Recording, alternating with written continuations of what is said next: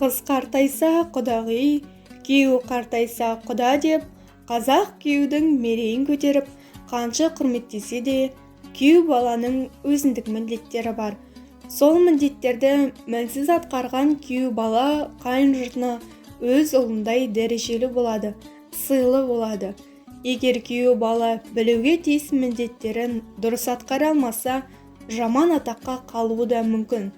Қазақта тек қыз баланы болашақ келін ретінде тәрбиелеп, жат жұрттық екенін құлағына құйып, санасына сіңіріп өсіреміз. Қыз баланың барған жерінде тастай батып, судай сіңуі үшін қандай әрекеттерді жасап, қайсысын жасамау керектігін де жақсы білеміз. Алайда болашақ күйеудің міндеттерін ұлдарымызға түсіндіре алып жүрміз бе?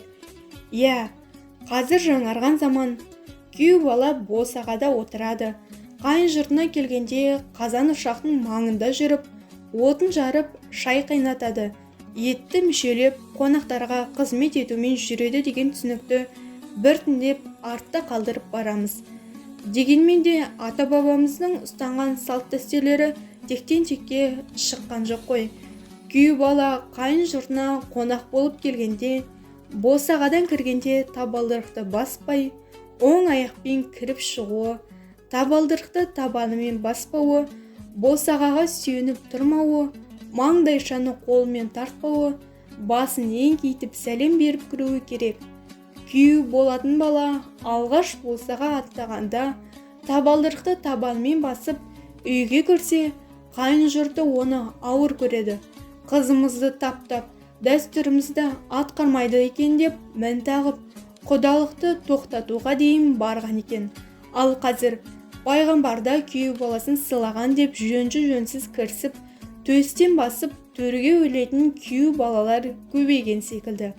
Оларға да жөн-жосықты айтып, түсіндіретін үлкендер болуы керек қой. Сондай-ақ қайын жұртына қонаққа келген күйеу бала, мейлі, ол жасы үлкен жезде болса да, қайын жұртының дастарханына бата бермейді. Бата кез келген адамнан сұрала бермейтінін, оның да өз жөн жоралғысы бар екенін естен шығармауымыз керек. Қазақ дәстүрінде жас күйеу бала табақтағы асқа бата жасамайды. Бата жасаса әдепсіздік саналады. Ол орнын білмеген білімсіз күйеу саналады екен. Сонымен қатар жаңа келген күйеуді қайын атасы мен қайын апасына және басқа да қайын жұртындағы туыстарға таныстырған кезде күйеу жігіт бәріне басын иіп сәлем береді, отырып алмайды. Бұл да қайын жұртына деген құрметтің белгісі. Күйеу қай жаста болса да, сол үйге күйеу болғаны үшін одан бата сұрамайды.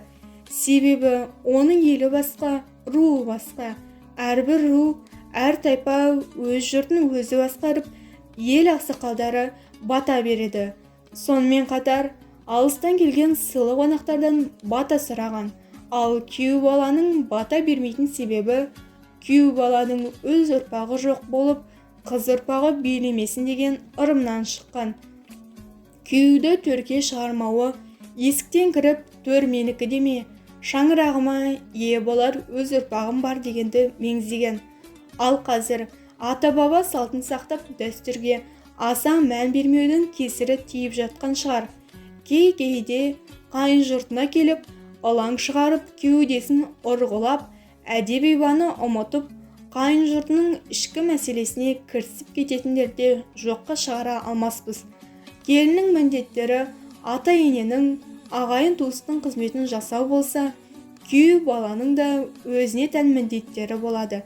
Тек қана соны ұмытпай, әрдәрім ескеріп жүрсек, отбасы деген ұғымның мәртебесі одан сайын биіктей түспек. Қазақ тіліндегі арнаның дамуына өз үлесіңізді қосып, каналға тіркеле кетіңіз.